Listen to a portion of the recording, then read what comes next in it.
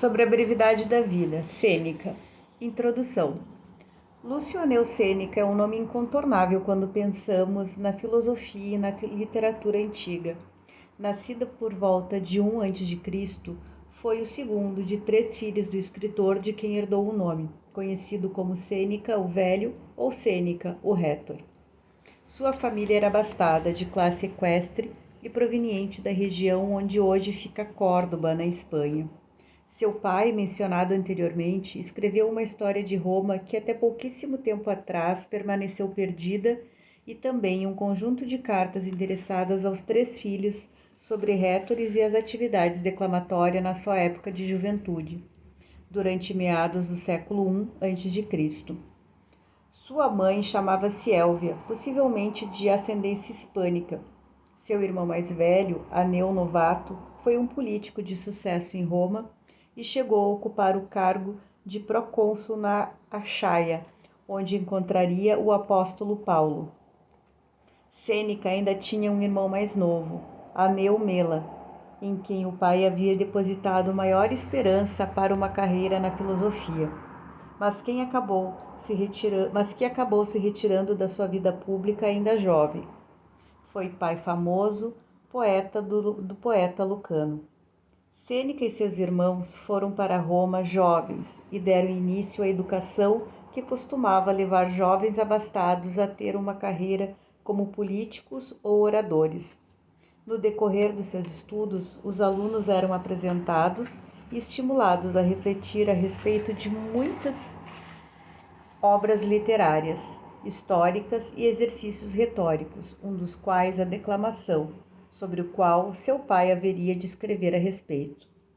Paralelamente, Sêneca também teve muitos professores de filosofia, tanto latinos como gregos, que lhe apresentaram doutrinas variadas, certamente componentes do cabedal filosófico dos seus textos, mesmo sendo o estoicismo para ele a mais cara dessas doutrinas. Sêneca trilhou a carreira política por 11 anos, ao passo que escrevia suas primeiras obras filosóficas, físicas e literárias. Chegou a ocupar o cargo de questor quando intrigas palacianas com o imperador Calígula quase o condenaram à morte. Após a morte de Gaio Calígula e a ascensão de Cláudio à cabeça do império, Sêneca foi condenado ao exílio por um suposto crime de adultério envolvendo Júlia Livila, uma das irmãs de Calígula. Permaneceu exilado na Córcega até o ano 49, quando Agripina, a mãe do imperador Nero, conseguiu uma permissão para que Sêneca retornasse a Roma, servisse de tutor ao filho e ocupasse o cargo de pretor. O exílio talvez tenha tido uma grande causa maior do que apenas a acusação de adultério. Sugeriu-se que as visões de Sêneca sobre o tipo de governo que se desenvolvia em Roma foram de fato as causadoras da ira de Calígula. Afinal, em seus textos escritos durante o exílio, Sêneca advoga por um governo menos autocrático e, inclusive, elogia 2 proeminentes figuras que se opuseram a Júlio César, Marco Júnior Bruto e Marco Cláudio Marcelo. Esse posicionamento, sem dúvida, não combinaria com o estilo de governo proposto por seu pupilo Nero. De acordo com Suetônio, o futuro imperador não recebeu aulas de filosofia de Sêneca, pois sua mãe, Agripina, julgava que esses estudos fossem inapropriados à oposição de cabeça do império. Assim, no ano 54, Nero tornou-se imperador aos 17 anos, e seus principais conselheiros eram Sêneca e Sexto Afrânio Burro. Sêneca escrevia discursos para o imperador, bem como influenciava em posições políticas dos rumos do império. Em seu primeiro discurso no Senado, por exemplo, Nero declarou que planejava restaurar os poderes daquela instância, que haviam se corroído com o tempo, numa tentativa de retornar à importância do Senado como fora durante o principado de Augusto. Apesar dos sucessos que os primeiros 5 anos de principado de Nero angariaram, muito devido ao trabalho que realizavam seus preceptores, um acontecimento no ano 59 demarcou a queda das influências deste sobre o imperador. Nero, que já havia anteriormente envenenado seu irmão mais novo, britânico, agora tentara assassinar a própria mãe. Depois disso, os conselhos de Sêneca e Burro descenderam quase às portas da insignificância. Com a morte de Burro em 62, Sêneca se retirou da vida pública e passou a desfrutar de seu tempo dedicando-se à vida entre letras. Foi possivelmente neste período que escreveu sua obra mais conhecida, Cartas a Lucílio. No entanto, não teve muito tempo para aproveitar sua aposentadoria do mundo político, já que no ano 65, Nero foi vítima da conspiração pisoniana e, embora Sêneca não tivesse envolvimento, ela serviu de pretexto para que o imperador ordenasse a execução do filósofo. Em sua morte, Sêneca buscou a dignidade dos exemplos de filósofos do passado que lhe haviam lhe servido de modelo por toda a vida. Assim, tal como Sócrates, Sêneca recebeu seus amigos, bebeu veneno e passou seus últimos momentos discutindo a respeito da imortalidade da alma. Sobre a brevidade da vida, capítulo 1. A maior parte dos mortais, Paulino, lamenta-se sobre a maldade da natureza, porque nascemos para viver poucos anos, e este espaço de tempo que nos é dado passa tão rápido, tão velozmente, que, com poucas exceções, a vida abandona os demais enquanto ainda se preparam para viver. E não foram, como acreditam, apenas a multidão e o povo insensato que sofreram por esse mal comum. O sentimento evocou reclamações também de homens ilustres. Por isso, aquela famosa máxima do maior dos médicos: a vida é breve, a arte é longa. Por isso, a queixa de Aristóteles, pouco conveniente a um homem sábio, quando criticou a natureza. Ela concedeu aos animais tanto tempo que podem durar 5 ou 10 gerações, mas ao homem, nascido para grandes e muitas realizações, ela estabeleceu um limite muito mais breve. Nós temos pouco tempo, mas desperdiçamos muito. A vida longa, o suficiente, é nos dada generosamente para a realização das mais altas empreitadas, se toda ela for bem empregada. Mas quando se dissipa no luxo e na negligência, quando se gasta em nada de bom, só então, constrangidos pelo fim inescapável, sentimos que passou enquanto não percebíamos que passava. É assim, não recebemos uma vida breve, mas a tornamos. E não somos carentes, mas pródigos.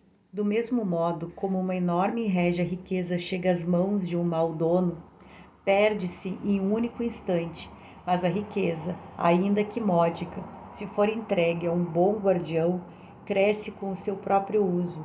Assim também a nossa existência muito se expande para quem dispõe bem dela. Por que reclamamos da natureza? Ela se comporta com bondade. A vida, se você sabe como usá-la, é longa. Porém, um é preso por avareza insaciável, outro por um empenho ativo em atividades supérfluas. Um é encharcado pelo vinho, outro entorpecido pela ignorância, um exaurido por uma ambição que sempre depende do juízo dos outros, outro conduzido por um desejo incessante por todas as terras e todos os mares na esperança de lucro. Alguns são atormentados pelo amor às armas, constantemente tentando levar perigos aos outros ou tementes aos outros que temem seus perigos a si. Há aqueles que, por um servilismo voluntário, são consumidos pelo culto aos seus superiores ingratos. Muitos se detêm na perseguição, à sorte alheia ou no lamento quanto à sua própria. A maior parte que não busca nada em específico, julgou-se em meio aos novos projetos por uma leveza inconstante, vaga e displicente consigo mesma. A alguns nada que possa lhes ditar um caminho agrada, e o destino surpreende, despreparados e bocejantes, tanto que eu não posso duvidar que seja verdade aquilo que foi dito pelo maior dos poetas, à maneira de um oráculo. Pequena é a parte da vida em que vivemos. Tudo o que resta, de fato, não é vida, mas tempo. Vícios urgem e nos cercam por todos os lados. Não nos permitem emergir ou mover os olhos em busca da verdade. mas nos empurram imersos e presos em direção ao desejo. Nunca lhes é permitido voltar a si mesmos. Se alguma vez, por acaso, algum sossego os toca, eles se agitam como se em alto mar, em que depois do vento ainda há turbulência, pois seus desejos nunca lhe dão repouso. Pensa que falo sobre aqueles cujos crimes são conhecidos? Repara naqueles cuja felicidade todos se juntam para ver. São sufocados por sua própria prosperidade. Quantos acham a riqueza um fardo? Quantos perdem sangue por causa da eloquência e necessidade cotidiana de exibir o seu talento? Quantos empalidecem por causa de volúpias desenfreadas? Quantos deixam de ser livres por conta da quantidade de clientes que os cercam? Finalmente, observa todos estes, desde os mais humildes aos mais poderosos. Estes procuram que os represente. Aqueles aceitam, o outro é julgado. Outro o defende, aquele julga. Ninguém faz caso de si mesmo. Um se consome no outro. Busca saber sobre estes cujos nomes são conhecidos de cor. Verás que eles se distinguem pelos seguintes fatores. Um segue fulano, cicrano segue beltrano. Ninguém é de si próprio. Portanto, é completamente insana a indignação de alguns. Reclamam por causa do desprezo dos superiores, porque estes não tiveram tempo quando queriam ter com eles. Alguém que nunca tem tempo para si mesmo, ousa reclamar da soberba do outro? No entanto, de tempos em tempos, aquele que olhou para você, quem quer que você seja, ainda que um semblante insolente, ele emprestou os ouvidos às suas palavras, deu-lhe um lugar ao seu lado, mas você nunca lhe dignou olhar para si ou ouvir a si mesmo. Portanto, não há motivo para que impute a alguém essas obrigações, uma vez que, quando você as fazia, não era porque queria a companhia de outro, mas porque não poderia estar consigo mesmo. Capítulo 3. É possível que todos os talentos que algum dia brilharam coordenem apenas em uma única coisa. Nunca se espantarão o suficiente diante desta neblina das mentes humanas. Não permitem que ninguém ocupe seus imóveis e, se há uma pequena disputa sobre o limite de suas propriedades, correm as armas e as pedras, mas permitem que outros se intrometam em sua vida e até mesmo convidando aqueles que serão donos dela. Não se encontra ninguém que queira dividir seu dinheiro. Já a vida, quando cada um entre muitos a distribui. São suvinas quando se trata de gastar o patrimônio, ao passo que, com relação a gastar o tempo, são perduralíssimos com a única coisa em que é justo ser avarento. Assim, eu gostaria de abordar uma pessoa dentre aquelas da mais idade. Vemos que o senhor chegou a uma idade bem avançada. Pesam-lhe 100 anos ou mais. Vamos, rememora seus anos para que os avalie. Relembre quanto do seu tempo foi tirado de você por um credor, quanto por uma amante, um rei, um cliente, quanto por brigas com a esposa, por punição aos servos, por transitar pela cidade a trabalho. Acrescente as doenças, as quais fazemos com nossas próprias mãos. Acrescente também o quanto passou sem fazer nada. Verá que você tem menos anos do que conta. Traga de volta à sua memória as vezes que tinha um plano concreto. Quantos dias procederam como imaginava? Quando usou o tempo para você mesmo? Quando seu rosto repousou naturalmente? Quando seu ânimo foi destemido? Que obra realizou em tão longo tempo? Como muitos extirparam a sua vida enquanto você não percebia o que estava perdendo. Quanto você perdeu por uma dor vazia, uma alegria boba, um desejo ávido, uma conversa falsa. Quão pouco de você foi deixado daquilo que era. Você entenderia como morria de modo prematuro. Qual então é a causa disso? Vocês vivem como se fosse viver para sempre. A sua fragilidade nunca o socorreu. não observam quanto tempo já havia transcorrido, mas o desperdiçam como se fosse cheia e transbordante a vida. Nesse interim, aquele mesmo dia que é dotado a uma outra pessoa, a uma outra coisa, talvez seja o último. Vocês temem tudo sendo mortais e desejam tudo como se fossem imortais. Você ouvirá muitos que dirão: quando eu tiver 50 anos, me aposentarei. Aos 60, 70 anos, me retirarei dos cargos. E quem garante que terá uma vida tão longa? Quem aceitará que as coisas aconteçam de acordo com o que deseja? Não sente vergonha por se reservar para si essas sobras de vida e destinar ao exercício da boa mente apenas este tempo que não podia ser usado para mais nada? Quão atrasado é começar a viver quando a vida está para terminar. Como é estúpido esse esquecimento da mortalidade e deixar os melhores planos para os 50 e 60 anos e ainda querer começar a vida em um ponto ao qual poucos chegarão. Capítulo 4. Verás que os homens mais poderosos e em os postos mais elevados emitem opiniões em que buscam o ócio, louvam-no e dizem preferi-lo a todas as coisas boas. De tempos em tempos desejam descer daquele que seu foi frontão, se puder fazê-lo com segurança, pois ainda que nada externo a abale ou danifique, a própria sorte rui em a si mesma. O divino Augusto, a quem os deuses presentearam mais do que qualquer outro, não cessou de solicitar quietude para si e férias da administração pública. Tudo o que dizia sempre voltava a este assunto, sua esperança pelo ócio. Ele se distraía de seus trabalhos por meio desse doce consolo, ainda que fosse falso, de que um dia viveria para si mesmo. Em certa carta enviada para o Senado, em que havia prometido que seu descanso não seria sem dignidade ou discrepante pela sua antiga glória, eu encontrei essas palavras, mas essas coisas podem ser prometidas mais ilusoriamente do que realizadas. Todavia, já que a alegria ainda tarda, meu desejo por este tempo tão querido me forçou a antecipar algum desse prazer através da doçura das palavras. Ele tinha o ócio em tão alta conta que, por não poder gozá-lo de fato, fazia-o em pensamento antecipadamente.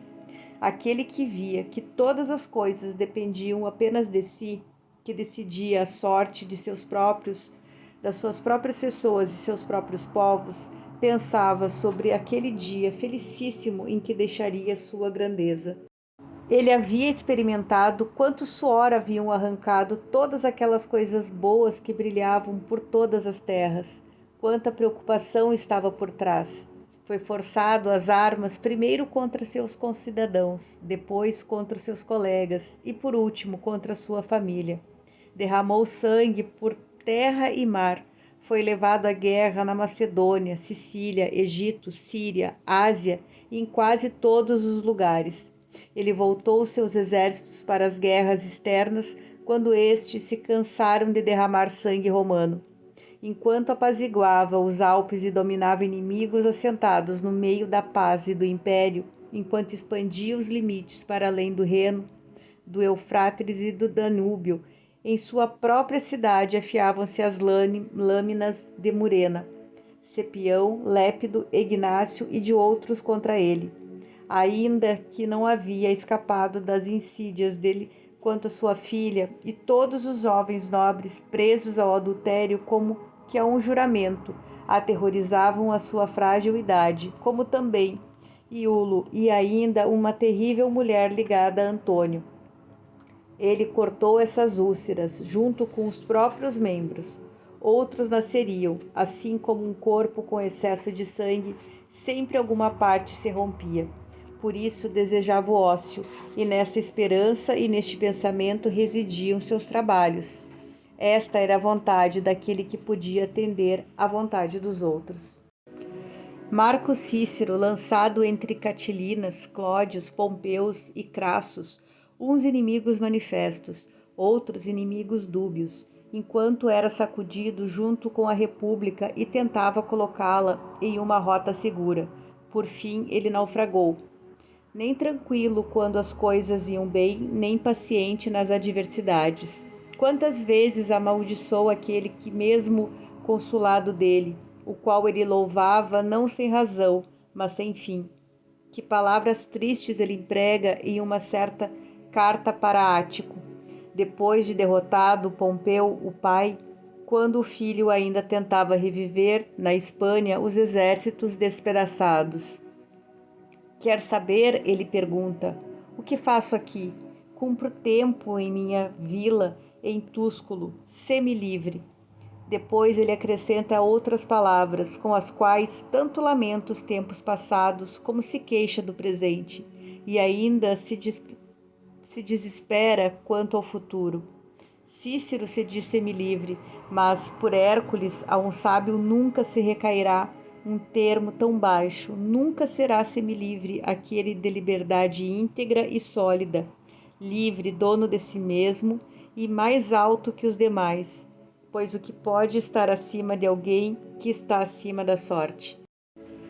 Lívio Druso, homem violento e vigoroso, depois de ter promovido novas leis, tão más quanto as do Grátio, apoiado a uma enorme multidão de toda a Itália, não vendo uma saída para a situação, a qual não podia levar adiante, mas também, uma vez que já iniciada, não era livre para abandonar. Conta-se que execrava sua vida desde o princípio. Dizia que somente ele nunca tinha tido tempo de descanso, nem quando criança. De fato, ele ousava, ainda jovem e de toga pretexta, fazer recomendações aos juízes a respeito dos réus e impor sua influência no fórum de modo que tão eficaz parecesse ter ganhado algumas causas. Onde mais poderia a ambição tão prematura? Você poderia prever que uma audácia tão precoce acabaria dando em um mal enorme, tanto público quanto privado. Então, muito tarde, ele se queixava de nunca ter tido descanso, já que desde criança era desordeiro e oneroso por um fórum. Discute-se se ele teria tirado a própria vida. De fato, morreu repentinamente depois de um ferimento na virilha. Se alguns hesitavam em acreditar que a morte dele tivesse sido voluntária, ninguém questionava se fora oportuna. É supérfluo relembrar os demais, que por outrora pareciam felicíssimos para os outros, mas eles próprios deram testemunho contra si mesmos de odiar plenamente tudo por toda a vida, mas com esses lamentos não mudaram nem os outros nem a si mesmos. Logo que pronunciavam essas palavras, seus sentimentos arrastava de volta ao hábito. Sua vida, por Hércules, ainda que ultrapasse os 1000 anos, vai se deconfinar com um período estreitíssimo. Esses vícios, por outro lado, não deixarão de devorar nem um século. De fato, esse espaço que, embora na natureza o faça correr e a razão expanda, fatalmente há de escapar-lhes. Você não pode se atrasar, capturar ou reter a coisa mais veloz que há, mas permitem que ela parta como algo supérfluo e renovável. Pois bem, conto que entre os primeiros aqueles que não querem nada além de vinho e libertinagem, de fato não há ocupação mais torpe. Outros, ainda que se prendam à imagem vã da glória, pelo menos erram de modo belo. Você pode listar para mim os avarentos, os iracundos, ou que os praticam o ódio, o injusto ou as guerras. Todos estes erram de modo viril. São baixas as desonestidades do quais se lançam ao ventre a libertinagem. Avalie todo o tempo destes, repare o tanto que contam migalhas, o tanto que preparam as armadilhas, o tanto que temem, o tanto que bajulam, o tanto que são bajulados, quanto se ocupam com os compromissos, quanto com banquetes, que já se tornaram obrigações. Você verá como nem males nem seus bens permitem que eles respirem.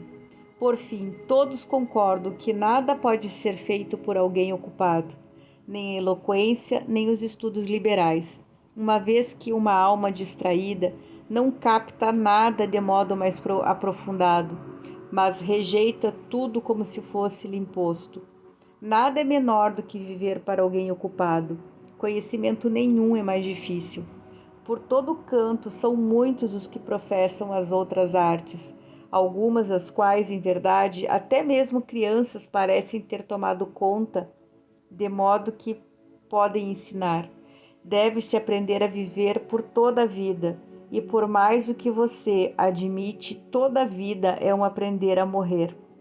Muitos dos homens mais importantes, tendo abandonado todos os empecilhos e renunciado às riquezas, aos cargos e desejos, buscaram uma única coisa até a mais extrema velhice: saber viver. Muitos deles, todavia, deixaram a vida, tendo confessado ainda não saber, de modo que esses outros sabem menos. Acredite, é próprio de homem magnânimo e acima dos erros humanos não permitir que seja retirado nenhum momento de seu tempo. E por isso a vida dele é longuíssima, porque toda a extensão que tenha durado tomou tudo para si. Nada assim ficou descuidado e ocioso, nada na dependência de outro, e nem certamente encontro algo digno de ser trocado pelo seu tempo, guardião parcimoniosíssimo dele. Assim, o tempo foi suficiente para ele, mas aqueles é certo que tenha faltado, pois muito da vida foi tolhido pelo povo. E nem por isso julgue que eles por vezes não entendam seu erro. Com certeza você ouvirá muitos destes que são oprimidos por sua grande felicidade, vez ou outra exclamarem, entre as hordas dos clientes e os processos jurídicos ou outras honrarias miseráveis: não me deixam viver. Como poderiam deixar? Todos aqueles que chamam afastam-lhe de você mesmo. Quantos dias aquele réu tomou? Quanto aquele candidato? Quantos aquela velha cansada de enterrar herdeiros? Quantos aquele que finge estar doente para provocar a cobiça dos caçadores de testamento? Quantos aquele inimigo mais poderoso que não lhe tem amizade, mas em seu cortejo? Eu digo, revise e reconte os dias de sua vida. Verá que sobraram para você poucos e sem valor. Aquele que, depois de ter conseguido os cargos que buscava, desejava abandoná-los logo em seguida e diz: quando este ano vai terminar? Outro patrocina jogos públicos, o que considerou como grande sorte, e ele diz: quando me livrarei deles? Aquele patrono é disputado em todo o fórum, e sendo grande multidão, até para além do que pode ser escutado, diz: quando terei férias? Cada um precipita sua própria vida e sofre pelo desejo do futuro e o tédio do presente. Mas aquele que concede o tempo ao seu próprio uso, que dispõe de cada dia como se fosse o último, nem deseja o amanhã, nem o teme, pois que o novo prazer alguma hora já lhe poderia trazer. Tudo foi compreendido, tudo foi colhido até a saciedade. Sobre o restante, quer a sorte arranje como queira, a vida já está segura. A este possível acrescentar algo, mas nada subtrair, e acrescentar-lhe assim como alguém já bastante cheio de comida, que nem deseja e nem a busca. Não se deve julgar que alguém viveu por muito tempo por causa dos cabelos brancos e rugas. Ele não viveu muito tempo, mas ele existiu muito tempo. De fato, consideraria ter navegado muito quem, logo que tivesse saído do porto, fosse carregado para lá e para cá como uma cruel tempestade e vicissitudes dos ventos das diversas direções, tivesse sido forçado a mover-se em círculos pelo mesmo lugar. Este não navegou muito, mas foi sacudido. Capítulo 8. Costumo me espantar quando vejo alguns buscando o tempo de outros, e estes a quem se pediu atendem muito solícitos.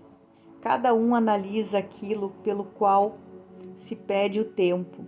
Nenhum dos dois considera o próprio tempo. É como se nada se pedisse, como se nada se desse. Brinca-se com a coisa mais preciosa de todas. No entanto, ela escapa a todos, porque é uma coisa incorpórea, não aparece aos olhos, por isso é considerada muito desprezível, e assim não lhe dão valor algum. As pessoas recebem de muito bom grado pensões e auxílios, e neles colocam seu trabalho, esforço e atenção. Ninguém dá valor ao tempo. Usam dele largamente como se fosse grátis. Mas veja como essas mesmas pessoas, quando doentes, agarrando os joelhos dos médicos, se um perigo de morte estiver se aproximando, ou dispostos a despender tudo o que possuem para que vivam, se temem ser condenados à pena capital. Tamanha é a discórdia entre seus afetos. Se fosse possível colocar à frente de cada um o número de seus anos futuros da mesma forma como o de seus anos passados, como tremeriam de medo ao ver quão poucos anos lhe restam, como poupariam. Mas é fácil administrar aquilo que, embora curto, é certo.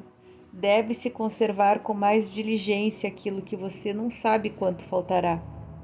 Porque não é o caso de pensar que eles ignorem quão precioso seja o tempo. Costumam dizer aqueles a quem amo largamente que estão preparando-lhes para a sorte de seus anos. Dão, mas não percebem que subtraem de si mesmos sem aumentar o dos outros. Mas ignoram isso mesmo, que estão subtraindo seus próprios anos. Por isso é tolerável a eles a perda de um bem não aparente. Ninguém lhe restituirá os anos, ninguém lhe devolverá de volta a si mesmo. Uma vez começada a vida, seguirá sem reverter ou restringir seu curso. Não fará tumulto e nem avisará sobre a sua velocidade. Ela se moverá silenciosamente, não se alastrará, mas longamente, nem pela ordem de um rei, nem pela vontade do povo. Ela correrá do mesmo modo como foi lançada no primeiro dia. Nunca desviará, nunca retardará. O que vai acontecer? Você está ocupado, a vida se apressa. Nesse ínterim, a morte vai chegando, e querendo ou não, para ela, você deve estar disponível. Pode haver algo mais estúpido do que o pensamento de algumas pessoas? Falo daquelas pessoas que fazem pouco caso da prudência. Ocupam-se ativamente para que vivam melhor. Constroem sua vida ao gastar a vida. Organizam seus planos a longo prazo, mas a protelação é o que de maior prejuízo tem para a vida. Este primeiro retira de nós cada um dos dias, arranca o presente enquanto nos promete o futuro.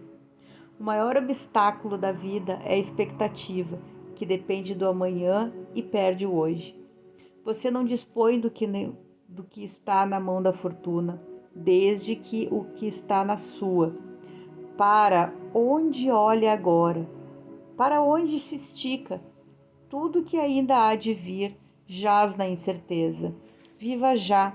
Eis que proclama o maior poeta, como se inspirado pela boca divina, canta o canto de salvação.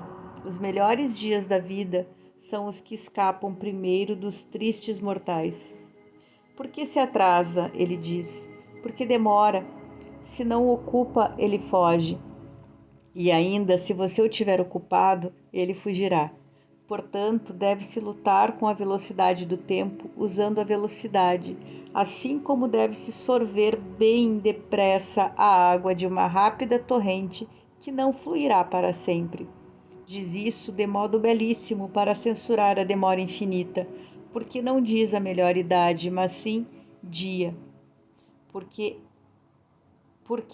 é que, seguro em tamanha fuga dos tempos, você estende indolente aos seus meses e anos e uma longa série, de modo como parece a sua avidez. Ele fala consigo sobre o dia e deste modo não está fugindo. Por acaso é duvidoso que os melhores dias fujam primeiro aos infelizes mortais, isto é, aos ocupados? A velhice oprime tanto as almas pueris, destes que chegam a ela despreparados e desarmados, pois nada providenciaram. Caíram nela de súbito e, sem esperar, não percebiam que ela chegava dia após dia. Da mesma forma, uma conversa, uma leitura ou algum pensamento mais profundo distrai o viajante e faz parecer que chegou antes, sem perceber que se aproximava. Assim também é o tumultuado e celeríssimo caminho da vida, o qual percorremos no mesmo passo, alertas e dormentes, aos ocupados que não parece senão no fim. Capítulo 10. Se eu quiser dividir em partes os argumentos e o que propus, vão me ocorrer muitos pelos quais eu poderia provar que é brevíssima a vida dos ocupados. Fabiano, que não era um desses filósofos de escritório, mas um dos verdadeiros e antigos, costumava dizer que, contra a paixão, não se deve lutar com sutileza, mas com ímpeto, nem repelir uma tropa de ataque com pequenas feridas, mas com ataque decisivo, pois é preciso aniquilar o problema, não atiçá-lo. No entanto, para que seja exposto a ele o seu erro, devem ser instruídos e não lamentados. A vida se divide em 3 momentos: o que foi, o que é e o que será. Destes, o qual estamos vivendo é breve, o que vamos viver é dúbio, e o que vivemos é certo. De fato, é sobre o qual a sorte perdeu a jurisprudência, porque não pode ser reduzido ao arbítrio de ninguém. Os ocupados se perdem, pois a eles falta tempo para reconsiderar o passado. E se tivessem tempo, é desagradável a recordação de algo de que se arrependem. Assim, descontrariados, relembram os tempos mal gastos e nem ousam recordar aquelas horas cujos vícios, mesmo aqueles que estavam disfarçados sob o encanto de um prazer momentâneo, revelam-se pela comemoração. Ninguém se voltará ao passado livremente, a não ser aqueles cujas ações submetem a sua censura, a qual nunca se engana. Aquele que cobiçou muitas coisas ambiciosamente, soberbamente desprezou, insolenemente venceu, insidiosamente enganou, avarentemente roubou, prodigamente gastou. Necessariamente deverá temer suas recordações. Ora, esta é a parte sagrada e intocável de nosso tempo. Acima de todas as picuinhas humanas, retirada do domínio da fortuna, que não se abala nem pela escassez, nem pelo medo, nem pelo ataque das doenças, ela não pode ser roubada nem perturbada. Sua posse é perpétua e inabalável. Apenas um a um os dias a nós se apresentam, e estes ainda divididos em momentos, mas todos os momentos passados, quando os ordena, ficam diante de você. A teu arbítrio se deixarão inspecionar detidamente, e o que os que ocupam não resta tempo para fazer. É próprio de uma mente segura e tranquila percorrer todas as partes de sua vida. As mentes dos ocupados, como se estivessem subjugados, não podem se dobrar nem se examinar. Portanto, a vida deles cai em um abismo. E mesmo assim, não adianta derramar um líquido se não houver algum embaixo do que receba e conserve. Assim também não importa quanto tempo nos é concedido se não houver onde guardá-lo, pois ele vaza para algumas almas trincadas e rachadas. O tempo presente é brevíssimo, tanto é assim que alguns parecem nem existir. De fato, sempre está em curso, flui e precipita-se, deixa de existir antes de chegar, nem admite atraso, tal como o mundo ou as estrelas, das quais sempre irrequieta agitação, nunca mantém a mesma pegada. Portanto, aos ocupados apenas pertence o tempo presente, que é tão breve que não pode ser agarrado, e mesmo este é retirado deles por estarem distraídos com muitas coisas. Por fim, quer saber quão pouco eles vivem? Veja o quanto desejam viver por muito tempo. Velhos decrépitos mendigam em suas preces o acréscimo de uns poucos anos. Fingem ser mais novos, lisonjeiam-se com a mentira e iludem a si mesmos com tanta alegria que é como se enganam os destinos. Porém, quando alguma fraqueza os relembra da mortalidade, morrem apavorados, não como se deixassem a vida, mas como se ela lhe fosse arrancada. Gritam que foram tolos por não terem vivido, e se por acaso escaparem daquela doença, viverão em paz. Pensam sobre quão inútil é se preparar para algo que não iriam usufruir, e quanto todo o seu trabalho achou-se vão. Mas para aqueles cuja vida não é tomada por todo tipo de preocupação, porque ela não seria duradoura, nada dela foi delegado a outro, nada foi desperdiçado aqui e ali, nada depende da fortuna, nada foi levado pela negligência, nada perdido pela prodigalidade, nada supérfluo. Toda ela, digamos, é proveitosa, e assim, por mais que seja curta, é suficiente, abundante. É suficientemente abundante. Então, quando chegar o último dia, o sábio não hesitará em caminhar para a morte com passo firme. Capítulo 12. Talvez você me pergunte quem eu chamo de ocupados. Não há por que pensar que eu me refira somente àqueles contra os quais se manda os cachorros para expulsá-los das basílicas. Aqueles que você vê exprimidos brilhantemente em sua multidão de clientes ou de modo degradante na de outros. Aqueles cujos deveres lhe retiram de suas casas para que visitem portas alheias, ou aqueles ocupados pela lança do pretor, por causa de um lucro infame ou que há dia de apodrecer. O ócio de alguns é ocupado ou em sua vida ou em seu leito, em meio à solidão. Embora tenha se afastado de todos, eles próprios são prejudiciais a si mesmos. A vida destes não se deve ser chamada de ociosa, mas de uma ocupação indolente. Você chama de ocioso aquele que coleciona com atenção bronzes coríntios, preciosos por causa da loucura de poucos, e consome a maior parte do seu dia entre enferrujados metaizinhos. Aquele que senta diante do ringue. Sim, que absurdo! Nem mesmo sofremos com os vícios que são os romanos. E assiste os rapazinhos que brigam. E o que contabiliza seus rebanhos de bestas impares de idades e cores? É aquele que fomenta os atletas mais novos? O que você chama de ociosos aqueles que gastam muitas horas no cabeleireiro, enquanto cortam o que cresceu na noite anterior, enquanto fazem um debate sobre cada fio de cabelo, enquanto ajeitam as madeixas desarrumadas ou corrigem sobre a testa, por aqui e por ali, as partes mais ralas. Como se irritam se o cabeleireiro for um pouco mais descuidado, como se cortasse o cabelo de um homem. Como se encolerizam se algo foi cortado de sua juba, se algo fica fora de ordem, se tudo em seus cachos não tem bom caimento. Quem destes que não prefere a desordem da república em vez de seu cabelo? Quem não é mais preocupado com a beleza do que a saúde da sua cabeça? Quem não prefere ser mais bem penteado a ser honesto? Você chama estes de ociosos, que estão ocupados entre o pente e o espelho?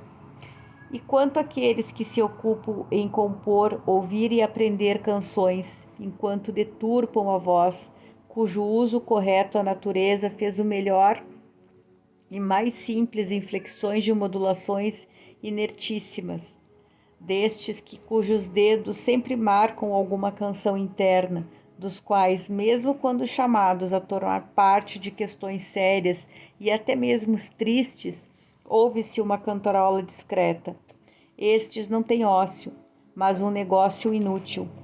Por Hércules, eu não consideraria os festejos destes como tempo livre, uma vez que vejo com o tempo o quão cuidado dispõe a prataria, o quanta diligência ajeitam as túnicas dos seus eunucos, quanto ansiosos para ver o javali que sairá das mãos do cozinheiro, com qual presteza, uma vez dado o sinal, os escravos depilados correm aos serviços, com quanta habilidade as aves são cortadas em porções não muito grandes.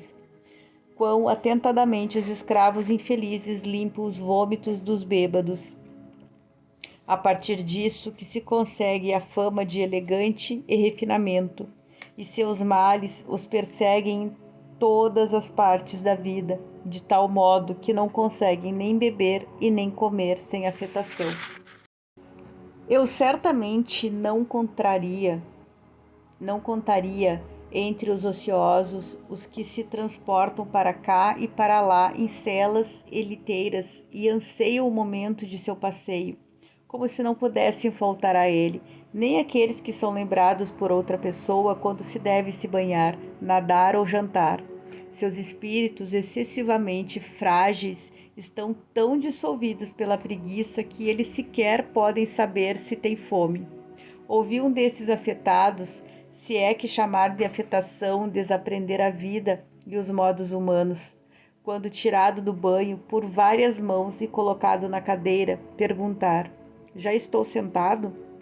Você acha que este, que não sabe se está sentado, se enxerga, se vive, é um ocioso? Não poderia dizer facilmente o que lamento, mas se é realmente não saber ou fingir não saber. Este certamente esquece-se de muitas coisas, mas também fingem se esquecer de muitas. Alguns vícios os deleitam como se fossem provas de felicidade. Parece-lhes que saber o que está fazendo é próprio de alguém de baixo e desprezível vigor. Vai agora e julga que os mimos mentem quando se reprovam a luxúria. Por Hércules, eles deixam para trás muito mais do que inventam. E tanto progrediu o incrível excesso de vícios dessa engenhosa, que era apenas nisso, que podemos já acusar os mimos de negligência. É absurdo que haja alguém que esteja tão chafurdado em prazeres que deve confiar em outra pessoa para saber se está sentado. Logo, este não é ocioso, imputa-se a ele outro nome, é doente, ou ainda, está morto. É ocioso aquele que está também consciente do seu ócio. Este, na verdade, semivivo, a quem é preciso que haja alguém para lhe indicar a postura de seu próprio corpo, de que modo pode ser senhor de um único momento. Demoraria muito percorrer cada um dos exemplos daqueles que consumiram sua vida com jogos de tabuleiro, jogando bola ou queimando no sol. Não aproveitam o ócio aqueles cujos desejos ocupam muito do seu tempo, pois ninguém duvidará de que fazem um trabalhoso nada aqueles que se detêm em inúteis detalhes literários, os quais já são uma grande multidão entre os romanos. Essa é uma doença dos gregos, de procurar saber o número de remadores que Ulisses teria tido, qual poema teria sido escrito primeiro, se Ilíada ou se Odisseia, e mais ainda, se seriam obra de um único autor ou não, e outras coisas desse tipo, que se você as guarda para você mesmo, em nada ajudam sua mente. Se você as publica, não vai parecer um erudito, mas um chato. Eis que invadiu também os romanos esse interesse inane de aprender coisas supérfluas. Nestes dias ouvi alguém contando quem foi o primeiro general romano a fazer tais e tais ações. Dúlio foi o primeiro a vencer uma batalha naval. Cúrio Dentalo foi o primeiro a levar elefantes ao seu desfile triunfal. Mas essas coisas, ainda que não sirvam à verdadeira glória, pelo menos versam sobre exemplos de feitos cívicos. Tal conhecimento não é proveitoso, mas ainda assim nos prende pela atraente futilidade dos assuntos. Perdoemos também aqueles que pesquisam coisas como estas. Quem foi o primeiro que teria persuadido os romanos a embarcar em um navio? Foi Cláudio, e por isso mesmo foi chamado de Caudice, porque entre os antigos a junção de várias tábuas chamava-se Caudice. Daí chamaram-se os códices, as tábuas das leis, e ainda hoje se chamam de Codiacaria, pelo costume antigo, os navios que carregam provisões pelo Tibre. Certamente também é pertinente que Valério Corvino foi o primeiro a conquistar Messana e o primeiro da família dos Valérios que foi chamado Messana, por ter-lhe tido atribuído o nome da cidade capturada e que transformou em Messala, paulatinamente pela mutação da fala popular.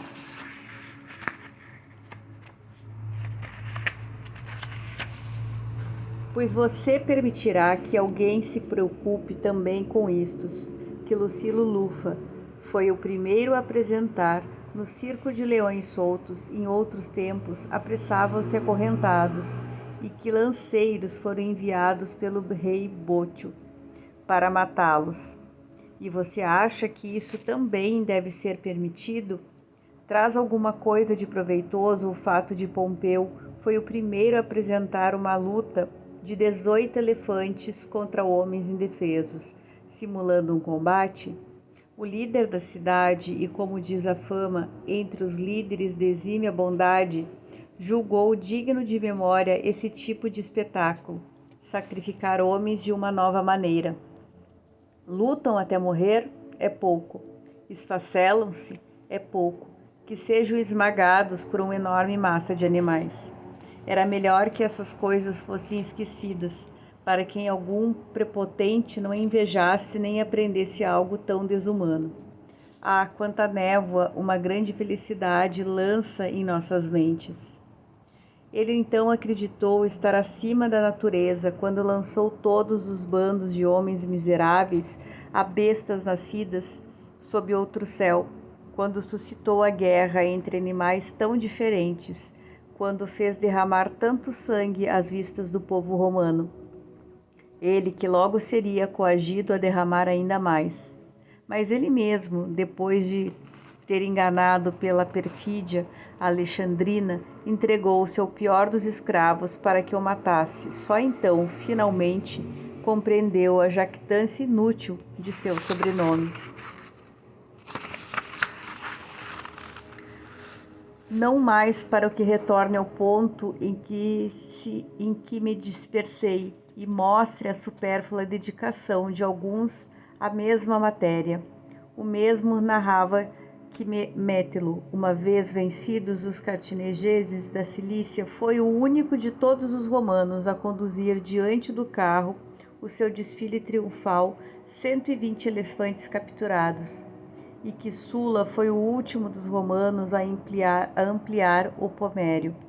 Alguns que apenas se faziam de acordo com os costumes antigos, depois de se conquistar territórios italianos, nunca províncias. Porventura, é mais vantajoso saber isso do que saber, como afirmava ele, que o Monte Aventino encontrava-se além do Pomério por causa de uma dessas duas razões, ou porque a plebe havia se retirado para lá, ou porque as aves não foram auspiciosas quando Remo, naquele mesmo lugar, consultou aos auspícios, e assim outros fatos incontáveis, que não são fardos das mentiras ou semelhantes a estes, pois ainda que você conceda que eles contam tudo isso de boa fé, ainda que se responsabilizem pelo que escrevem, essas histórias diminuirão os erros de quem?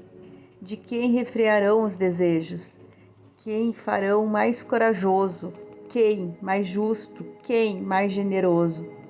De vez em quando, meu amigo Fabiano dizia que se indagava se não era melhor se não dedicar a estudos algum do que envolver-se nesses. Capítulo 14. Dentre todos, apenas são ociosos aqueles que estão disponíveis para a sabedoria. Só estes vivem, pois não apenas cuidam bem de seus anos, mas também a eles adicionam toda a eternidade. Cada um dos anos que passaram diante deles foi creditado, a não ser que sejamos os mais ingratos. Aqueles mais famosos fundadores de pensamentos sagrados nasceram para nós, para nós preparar o caminho para a vida. Somos conduzidos às coisas mais belas, tiradas das trevas até a luz, por esse trabalho alheio. Século algum nos é interditado, todos nos admitem, e se por meio da magnitude da alma escolhermos sair das estreitezas da fragilidade humana, há um vasto tempo a se percorrer. É possível discutir com Sócrates, duvidar com Carneades, acalmar-se com Epicuro, vencer a natureza humana com os estoicos, ultrapassá-la com os cínicos, já que a natureza das duas nos permite manchar em comunhão com toda a eternidade. Porque não nos voltamos inteiramente desde espaço, desde o tempo exíguo e caduco para os períodos em que são imensos, que são eternos, que são partilhados com os melhores? Estes que correm entre deveres, que inquietam a si e aos outros, depois de ficarem insanos, depois de perambularem cotidianamente a soleira de todos e não terem ignorado nenhuma porta aberta, depois de terem feito circular sua saudação interesseira pelas casas mais diversas, quão poucos eles poderão ver uma cidade tão imensa e dilacerada por vários desejos? Quantos haverá cujo sono ou luxúria ou a desumanidade os separarão? Quantos haverá que, depois de tê-los torturado com uma espera muito longa, correrão fingindo estarem apressados?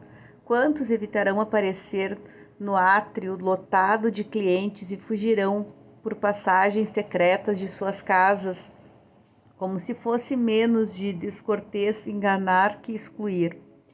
Quantos ainda, meio sonolentos e pesados de bebedeira da véspera, repetirão o nome que lhes fora repetido 1000 vezes, com o bocejo mais soberbo, mal levantando os lábios, aqueles miseráveis que interrompem seu próprio sono para esperar o do outro?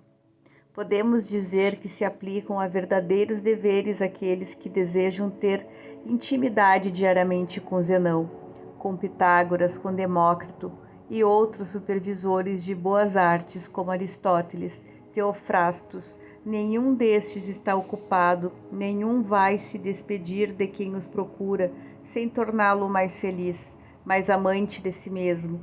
Nenhum permitirá que alguém parta de mãos vazias. Eles podem ser encontrados por todos os mortais, de noite e de dia. Capítulo 15. Nenhum destes forçará sua morte, todos lhe ensinarão a morrer. Nenhum destes consumirá os seus anos, mas lhe cederão seus próprios anos. De nenhum destes a conversa será perigosa, de nenhum a amizade será fatal, de nenhum estudo será custoso. Você levará deles tudo o que quiser, não lhe impedirão de tirar deles tudo o que deseja levar. Que felicidade, que bela velhice será de quem se juntou à clientela destes. Terá que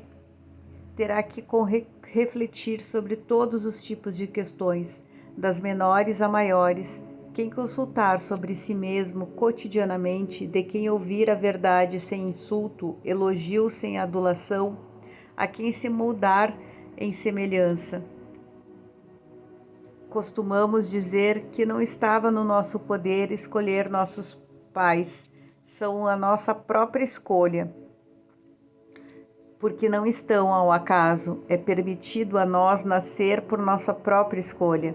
Existem famílias dos engenhos mais nobres. Escolha em qual delas você deseja ser recebido. Receberá não apenas o nome, mas também os próprios bens, que não devem ser vigiados de modo sórdido e mesquinho. Se tornarão maiores quanto mais você o compartilhar. Estes lhe darão o caminho para a eternidade e o levarão a estender a vida mortal, até transformá-la em imortalidade. As honras e os monumentos, tudo que a ambição impôs por decretos ou construiu por esforços, logo cairá em ruínas. Não há nada que uma longa velhice não transforme ou destrua, mas ela não pode prejudicar aquilo que a sabedoria consagrou. Nenhuma idade destruirá, nenhuma diminuirá, mas a época seguinte e as sucessivas sempre vão venerá-lo, pois é fato que a inveja só se importa com o que lhe é vizinho, e admiramos com mais leveza o que está longe. Portanto, a vida do sábio é bastante extensa. O fim não é o mesmo para ele e para os demais. Só ele está livre das leis do gênero humano. Todos os séculos servem-no como a um Deus. Transcorreu algum tempo, ele o guarda em recordação. Acontece agora, ele usa.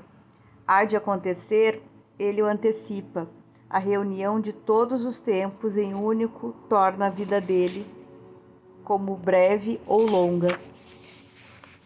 Capítulo 16. É brevíssima e agitadíssima a vida daqueles que se esquecem do passado, negligenciam o presente e temem o futuro.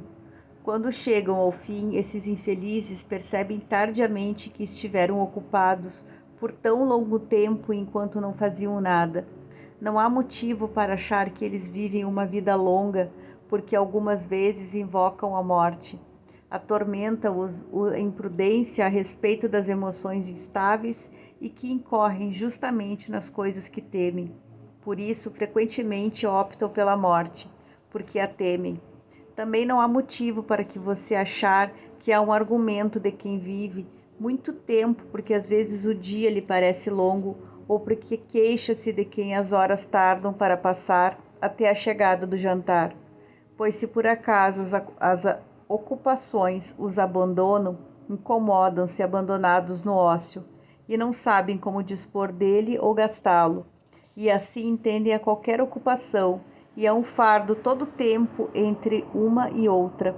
Por Hércules, tal qual quando se decidiu o dia de uma disputa de gladiadores, ou quando se espera pelo dia de qualquer outro espetáculo ou distração, que querem pular os dias que faltam, pois para eles é um longo atraso tudo aquilo que se espera. Mas aquele momento que amam é breve e fugaz, e torna-se muito mais breve por sua própria culpa. De fato, trafegam de um desejo a outro e não conseguem manter-se em um só. Para eles, os dias não são longos, mas detestáveis. Porém, ao contrário, que curtas lhes pareçam as noites que passam no braço das prostitutas ou no vinho. Daí também o delírio dos poetas, que com suas fábulas alentam os erros humanos, segundo os quais Júpiter teria duplicado a duração de uma noite por estar inebriado pelo desejo de sexo. Que outra coisa é senão inflamar nossos vícios quando se imputam os deuses como seus autores e dar à doença uma licença justificada pelo exemplo da divindade? A estes podem as noites não parecerem brevíssimas, já que com as compras tão caro. Perdem o dia à espera da noite, perdem a noite por medo da luz. Capítulo 17. Seus próprios prazeres são agitados e perturbados por vários terrores, e quando no máximo do vigor, assalta-lhes um pensamento inquieto. Até quando? Por causa desse sentimento, reis lamentaram seu poder, nem a magnitude de seu poder pôde deitá-los, mas o fim que viriam em algum momento os aterrorizou. Ao espalhar seu exército por vários espaços da terra, sem poder compreender seu número, apenas sua extensão, o mais insolente rei dos persas afundou-se em lágrimas, porque num espaço de 100 anos não restaria ninguém dentre tantos jovens que estaria vivo. Mas ele próprio, que chorava, estava prestes a instalá-los para este seu destino, e faria morrer uns no mar, outros na terra, outros em combate, outros na retirada, e dentro de pouco tempo haveria de matar aqueles pelos quais temia o 100º ano. Porque também são temerosas suas alegrias. Não só se apoiam em causas sólidas, mas também são perturbadas pelo mesmo vazio dos quais se originam. Como você pensa que são os momentos que eles próprios confessam serem felizes, uma vez que aqueles outros com os quais se elevam e transportam acima da humanidade parecem pouco sinceros?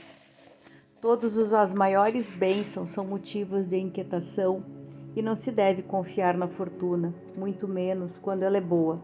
Uma outra felicidade é necessária para fomentar a felicidade e deve-se fazer votos pelos votos alcançados. Em verdade, tudo o que acontece pelo acaso é instável. Quanto mais elevado é algo, mais exposto está à queda. Ora, a eventual queda não agrada a ninguém.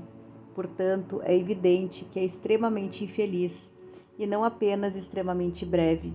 A vida destes que obtêm com grande esforço aquilo que guardam com um esforço ainda maior.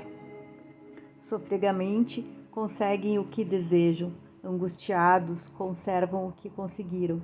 Enquanto isso, não se dão conta do tempo que nunca voltará.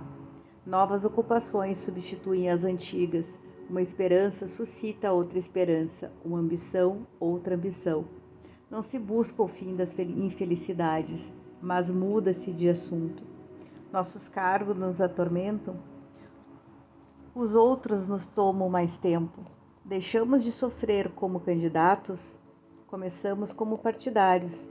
Abandonamos as moléstias de causar, encontramos a de julgar, desiste de ser juiz, agora é questor. Envelheceu como administrador remunerado dos bens alheios, ocupa-se agora com suas riquezas. A farda deixou o Mário, o consulado o ocupa. Quíncio apressam-se para escapar do posto do ditador. Será reconvocado do arado. Cipião marchará contra os cartijaneses, antes sem maturidade para tamanha empresa, vencer e vencer e vencer. O vencedor Antíoco, orgulho do seu consulado, patrono do seu irmão, não fosse por sua própria vontade, seria colocado ao lado de Júpiter. As lutas civis avançarão contra o salvador da pátria, e, depois dos prazeres, quando jovem, honras iguais aos deuses, já quando velho, será feliz com o desejo de um exílio altivo. Nunca faltarão causas alegres ou tristes para a inquietude. A vida será destruída pelas ocupações. O bom ócio nunca será fruído, sempre será desejado. Capítulo 18. Portanto, caríssimo Paulino, afasta-se do vulgo e depois de acossado mais do que o espaço dos seus anos demonstra, retire-se enfim para um porto mais tranquilo. Pense em quantas vagas lhe acossaram, quantas tempestades privadas que você suportou, ou públicas que você provocou. A sua virtude já foi demonstrada por provas laboriosas e inquietas. Experimente o que ela pode fazer no ócio. A maior parte da vida, certamente a melhor parte, foi dada à República. Tome também um pouco do seu tempo para si. Não lhe convoco para um repouso estéril ou inerte, nem para que você afogue no sono e nos prazeres caros a turba o que há em ti de uma índole vigorosa. Isso não é estar em sossego. Você encontrará tarefas mais importantes do que todas até agora operou diligentemente, às quais se dedicará descansado e tranquilo. Você realmente administra as contas do mundo de uma forma tão altruísta como as alheias, tão diligente como as suas, tão escrupulosa como o Estado. Você consegue amor em um cargo em que é difícil evitar o ódio. No entanto, acredite em mim, mais vale conhecer a conta da sua vida do que a do celeiro público. Resgate este vigor da alma, altamente capaz das maiores coisas, de um cargo certamente honroso, mas pouco apto a uma vida feliz. E pense que você não se dedicou desde a mais tenra infância aos estudos liberais para que lhe fossem confiados muitos milhares de grãos. Você tinha esperanças de algo maior e mais elevado de si mesmo. Não faltarão homens de pródiga frugalidade e esforço laborioso. São bem mais aptos a carregar cargas os lentos jumentos do que os nobres cavalos, e quem nunca oprimiu a generosa agilidade deles como um fardo pesado? Mais ainda, pense em quanta preocupação não lhe recai por causa de tamanha carga. Você lida com o estômago das pessoas. O povo esfomeado não cede à razão, nem se acalma pela justiça, nem se dobra por algum pedido. Muito recentemente, poucos dias depois de César ter morrido, sofrendo pesadissimamente, se é que os mortos sentem algo, porque sabia que o povo romano que restou tinha provisões para 7 ou talvez 8 dias, enquanto ele construía pontes com navios e brincava com as reservas do império. Chegou-nos o pior dos males, como se estivéssemos sitiados, a escassez de alimentos. A infeliz imitação de um rei soberbo, estrangeiro e louco quase causou a destruição e a fome, e o que se segue à fome, a ruína de todas as coisas. E então, qual não era o ânimo daqueles que foi encarregada a responsabilidade sobre os grãos públicos, e tendo de enfrentar pedras, ferro, incêndios e Caio César? Com a maior dissimulação, encobriram um enorme mal incrustado entre as vísceras do Estado, e certamente com razão, pois algumas doenças devem ser curadas sem que os pacientes saibam. A causa da morte de muitos foi conhecer a sua doença. Capítulo 19. Recolha-se a essas atividades mais tranquilas, seguras, maiores. Por acaso você considera que sejam semelhantes o cuidar que o trigo seja transportado para o celeiro, intacto e distante tanto do roubo como da negligência dos carregadores, para que não se estrague pela umidade interna e esteja seco, para que seu peso corresponda à medida e ascender até as coisas sagradas e sublimes para conhecer a substância de Deus, qual é a sua vontade, sua condição, sua forma, que destino aguardará sua alma, onde a natureza nos ajudará depois de perdermos nossos corpos, o que é que sustenta as coisas mais pesadas deste mundo. No meio do alto, suspendes as levas, leva o fogo para a parte mais elevada, impele os astros em suas mudanças, e tantas outras coisas cheias de enormes maravilhas. Deixando o chão para trás, você quer contemplar essas coisas com a mente. Agora, enquanto o sangue está quente, os vigorosos devem rumar as melhores ocupações. Neste tipo de vida, aguardam-lhe muitas belas artes, o amor e a prática das virtudes, o esquecimento dos desejos, o conhecimento do viver e do morrer, e elevada a paz. Capítulo 20. Realmente é triste a condição de todas as pessoas ocupadas. No entanto, a mais infeliz é daqueles que sequer sofrem por suas próprias ocupações, mas dormem de acordo com o sono alheio, andam o passo alheio, são ordenados a amar e odiar, estes os sentimentos mais livres. Essas pessoas, se desejam saber quão breve é a própria vida, considerem quão pequena é a sua parte de fato. Portanto, quando você vir alguém usando uma longa pretexta já com frequência, um nome célebre no fórum, não os inveje. Essas coisas são alcançadas a custo da vida. Para que um único ano seja datado em homenagem a eles, consumirão todos os seus anos. A uns a vida abandonou entre as primeiras lutas antes que escalassem o cume da ambição. A outros que se arrastam por 1000 vergonhas até a consumação das honras.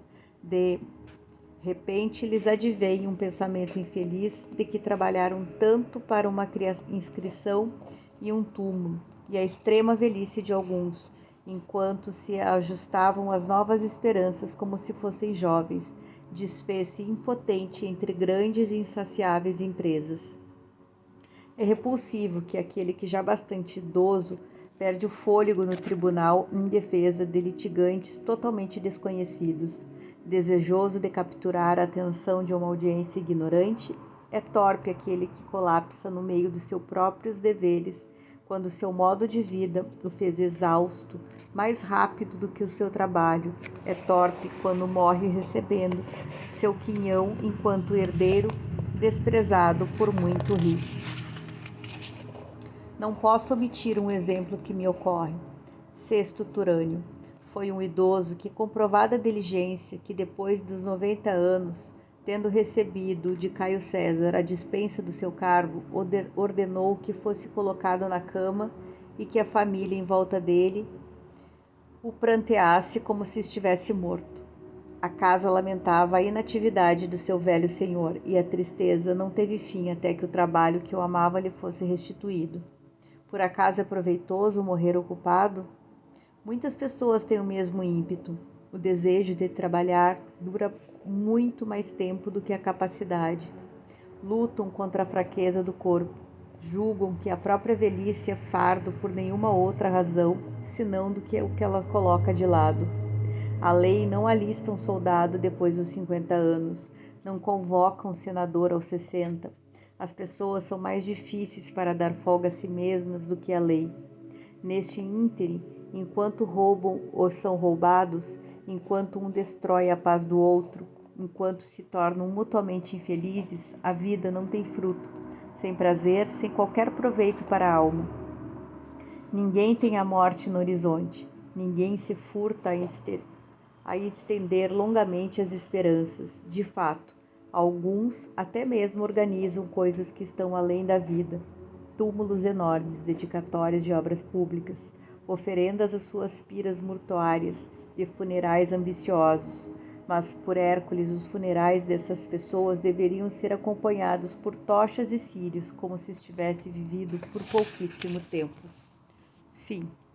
Se você chegou até aqui, eu agradeço imensamente a sua companhia e tenho com você o meu comprometimento de melhorar cada vez mais este trabalho, que é um propósito maior em levar esses títulos, essas obras tão preciosas ao maior número de pessoas possível. Eu sigo me aperfeiçoando, estou no início desses audiobooks e eu espero, de alguma forma, ter contribuído com você.